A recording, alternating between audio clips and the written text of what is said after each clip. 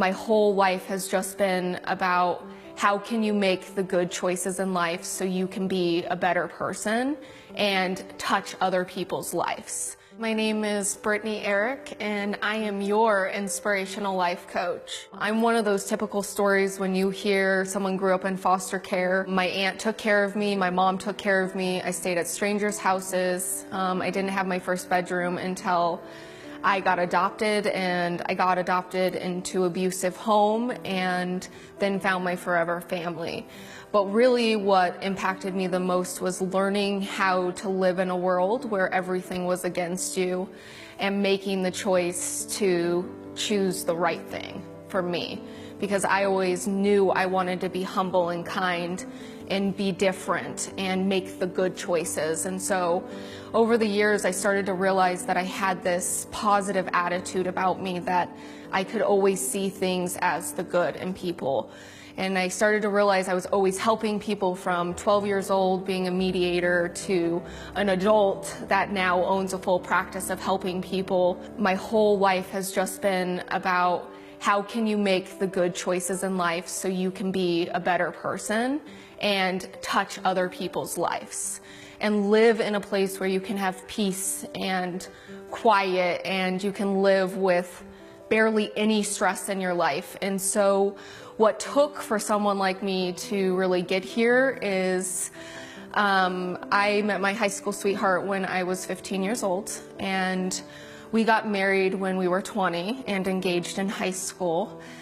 And by the time I was 20, I started to really have some acid reflux, and I did everything to kind of fix it, and my vocal cords started to get very affected by the acid, and it became hard to speak, and it started to get me really anxious. And so after years of speech therapy for vocal cords and seeing an upper respiratory specialist and an ear and nose specialist, I finally saw a surgeon and had a simple surgery. So I went in for the simple surgery called a Nissen fundoplication, and the surgery didn't go as planned. And so I spent 31 days in the ICU where I couldn't eat for days or use the restroom. And what ended up happening was my stomach perforated, which means that my fluid went everywhere. So they had to do emergency surgeries to fix that. And when they went in to look at that surgery, they found out that my stomach had fully twisted. It really began to be a battle of my family not believing me, no one knowing that I was actually sick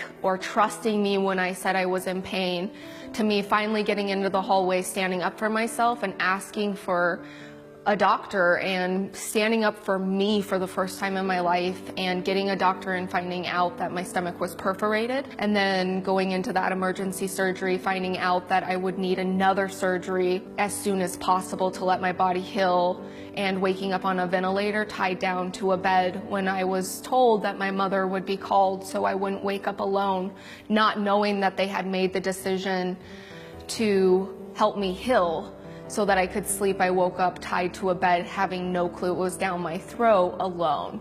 And so that is the bottom of loneliness, is being completely alone with no one trusting you, believing in you, and being on so many drugs that you're not sure who you are.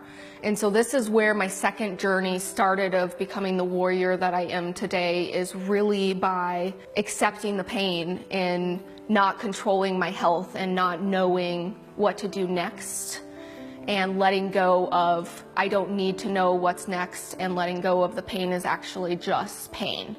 And that is not what controls me or drives me in my life, but my pain can give me the strength to do anything, because you can learn from darkness, because the light is there with you. And so I then went through a full-blown lawsuit and learned about the ups and downs of being torn to the bottom of nothingness, where there's nothing left, and being told you can't have children, and then learning that it's really hard to be married, living in different states, and being this sick and going through a lawsuit and going through massive marital problems before I turned 25. Because this procedure happened when I was 20, so I started to develop this positive attitude with great influences in my life from a very young age, and choosing to be who I am and choosing to be my own influence, and learning through this process also to love myself. I had no clue that there was someone inside here that needed love and attention and really needed more from life, that I'm not supposed to be on the back burner. We're not supposed to be there. And so I started developing this program after going through the top coaching school in the United States, that I need to know that I'm loved first. The only way to accept love from your higher coach is to be love and to love yourself. And so in my practice, I've developed this process of self-love and taking care of you and loving yourself, no matter if you're fat, you're skinny, if you have wrinkles, or you're too young, or whatever you believe about your outer body, to really start to love that person, regardless if you're skinny or regardless if you're too old, to love your wrinkles, because you're naturally supposed to age and you're naturally supposed to grow. And remember, what you put in your mouth is what you're gonna look like.